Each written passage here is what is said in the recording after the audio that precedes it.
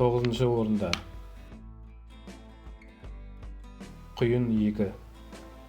Режиссер Ли Айзек Чунның американдық апат фильмі. 1996 жылғы Құйын фильмінің жалғасы. Басты рөлде Дейзи Эдгар Джонс және Глен Пауэлл. Кейт Картер Нью-Йорктың метрология факультетінің студенті. Бір күні ол Оклахома штатындағы дауылды болжаудың жаңа тәсілін тауып, сынағысы келіп жүрген Джарвиспен кездеседі. Осы ауылда олар торнадоға қызығатын және өзін торнадоның шабандозы санайтын Тейлор Оуэнспен кездеседі. Және ол урагандарға аңшылық жасап, қауіпті табиғи құбылыстардың ортасына түсіп, YouTube'тың гүлі болғысы келеді.